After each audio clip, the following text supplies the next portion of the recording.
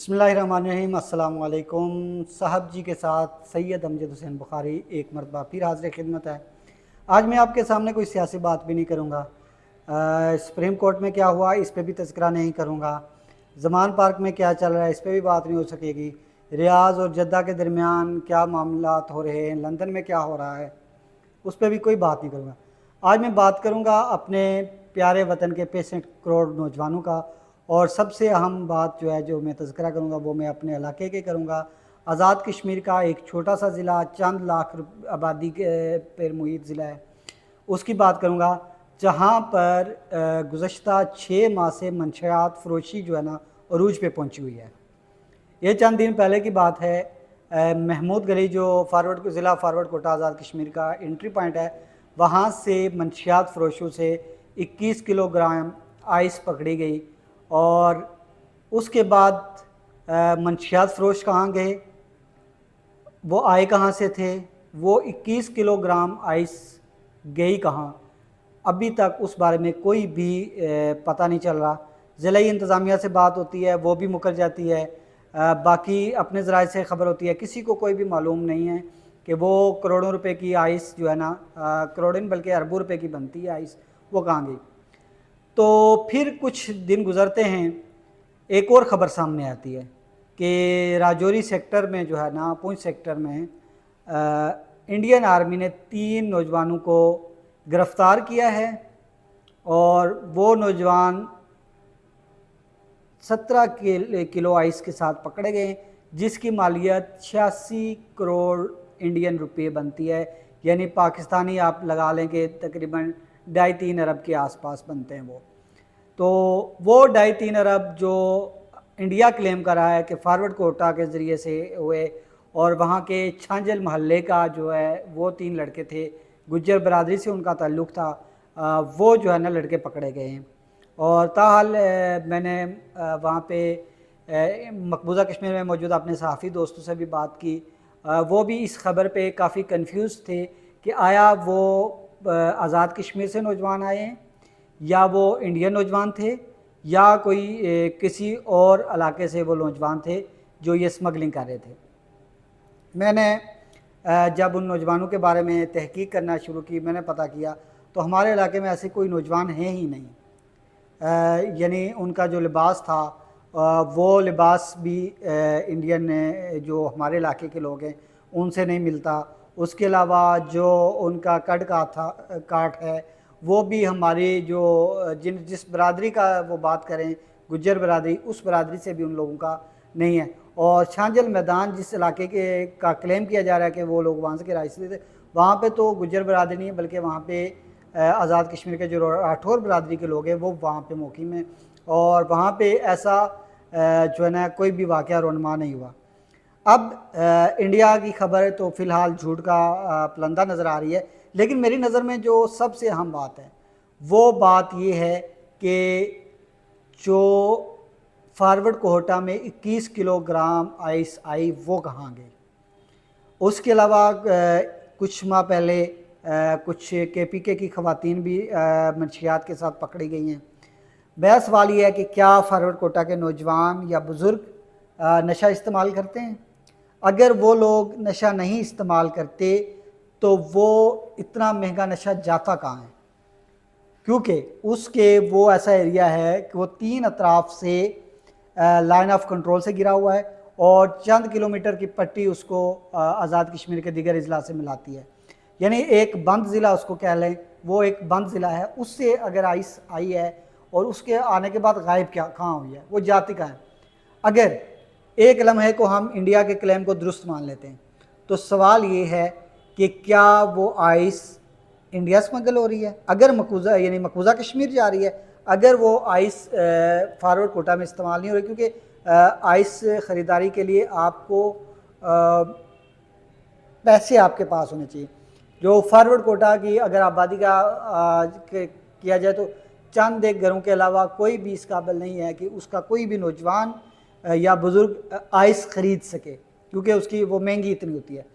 तो सवाल यह है कि अगर वो महंगी है और वहाँ पे फारवर्ड कोटा में इस्तेमाल नहीं होती, तो फिर मसलसल जो लोकल गाड़ियों में जो पिंडी से गाड़ियाँ जा रही हैं, जो लाहौर से जा रही हैं गाड़ियाँ, उन गाड़ियों में जो नशा आवर एशिया हैं वो फॉरवर्ड कोटा लेने क्या जाती हैं। इंतज़ामिया की सोई हुई है। डिप्टी कमिश्नर साहब जो वो इस मामले पे खामोश तमाशाई क्यों बने हुए हैं। जो पुलिस हुकाम हैं वो फॉरवर्ड कोटा में अगर आप चले जाएं तो वो सीधी सी बात है, वो आपको बता देगा। एक बच्चे से भी पूछें जी हाँ यार मुझे चर्च चाहिए, तो वो आपको बता देगा कि हाँ यार फ़लाँ दुकानदार है या वहाँ फ़लाँ ड्राइवर है या फ़लाँ बंदा है, वो आपको जो है ना चर्च दे देगा। अच्छा जी, अगर आप कहेंगे जी खालिस शराब इंडियन देसी शराब कहाँ से मिलेगी, तो आपको बता दिया जाए कि फ़लाँ जगह से फ़लाँ जगह से फ़लाँ जगह से। यानी लोगों को फिंगर टिप्स पे पूरे इलाके को पता है कि किस जगह से कौन सा नशा मिलना है। तो मैं हैरान हूँ कि ज़िला इंतज़ामिया इससे बेखबर क्यों है। अब आते हैं कि फ़र्ज़ के इंडिया का अगर क्लेम दुरुस्त है, अगर इंडिया के दावे को दुरुस्त मान लेते हैं, तो सवाल ये है कि आज़ाद कश्मीर के इस छोटे से ज़िला के नौजवानों को इस जंग में, मंशियात की जंग में कौन जो गौंस रहा है, कौन इसका ज़िम्मेदार है जो नौजवानों को इंडिया में मंशियात स्मगलिंग के लिए इस्तेमाल कर रहा है। और उन नौजवानों के वालिदैन को कौन जवाब देगा कि आपके बच्चों को इस चीज़ के लिए इस्तेमाल किया जा रहा है। अब इंडिया में अगर फ़र्ज़ किया वही है 21 किलो मंशियात पकड़ी गई है, उसमें से 17 के 21 किलो महमूद गली में ज़ब्त होती है, उसमें से 17 किलो जाके इंडिया में निकलती है। अगर वही मंशियात को एक लम्हे को इंडिया के मफरूज़े को हम लेके थे, अगर वही मफरूज़ा दुरुस्त है तो फिर वो 4 किलो मंशियात कहाँ गई हैं? क्या वो ज़िला इंतज़ामिया ने आपस में बांट ली है? यानी 17 किलो आपने इंडिया भेज दी। ये मैं इस पर ये नहीं कह रहा कि इंडिया भेजी गई है, मैं एक लम्बे को तस्वर को, अगर 17 किलो इंडिया स्मगल हो गई है तो फिर 4 किलो मंशियात कहाँ गई है। और सवाल ये भी है कि क्या जो इंडिया मंशियात मकबूजा कश्मीर स्मगल हो रही है उसके पीछे हमारी ज़िली इंतज़ामिया मुलव्वस है, क्या हमारी वहाँ की सियासी क़यादत मुलव्वस है, क्या वहाँ के हमारे जो चंद इंतज़ामिया के करीब लोग हैं वो मुलव्वस हैं, या आज़ाद कश्मीर के या ज़िला हवेली के नौजवानों को इस आग में झोंकने के पीछे कोई तीसरी नादीदा कुव्वत मुलव्वस है। ये वो सवालात हैं जो ज़िला हवेली का आज हर नौजवान जानना चाहता है उनके जवाब। और इसमें ज़िला इंतज़ामिया को बहरहाल एक प्रेस कॉन्फ्रेंस के ज़रिए और अपना मौक़िफ़ देना चाहिए कि आज़ाद कश्मीर के नौजवानों को तबाही का कौन ज़िम्मेदार है। तो बहरहाल जब तक ये मेरी भी कोशिश है, बल्कि मैंने ख़ुद ज़िला इंतज़ामिया से बात की है, बाकी लोगों के ज़रिए से भी बात किया, वहाँ पे जो ज़िला हवेली में मेरे सहाफ़ी दोस्त सोर्स हैं उनसे भी बात की है, तो अभी तक जो 21 किलो आइस पकड़ी गई है महमूद गली से उसका सुराग नहीं मिला। और उसके अलावा जो इंडिया नौजवानों के हवाले से क्लेम कर रहा है उसके हवाले से भी ना तो किसी सहाफ़ी दोस्त को वहाँ से कोई डेटा मिला है और ना ही जो मेरे सोर्सेज ने भी कंफर्म किया कि इस टाइप के कोई भी नौजवान नहीं है। क्योंकि जो नौजवान पकड़े गए हैं उनके अगर आप ट्राउज़र्स देखें, वो ट्राउज़र्स इंडियन आर्मी के लिए, हाँ उनसे एक चीज़ जो सिर्फ इंडिया का एक क्लेम अगर जो है वहाँ पे कैप्स्टन की जो डब्बी है उनसे जो निकली है वो कहीं किसी हद तक इधर इस्तेमाल होती है, लेकिन आज कभी हवेली के नौजवान कैप्स्टन भी नहीं ख़रीद रहे क्योंकि वो भी अच्छी खासी महंगी हो गई है। और उसके अलावा जो सब्ज़ नस्वार जो बाग और फॉरवर्ड कोटा में खाई जाती है उसकी एक छोटी सी पुड़िया थी, लेकिन वो भी सब्ज़ नस्वार का भी स्टाइल आजकल जो है ना फॉरवर्ड कोटा में बंद हो गया है।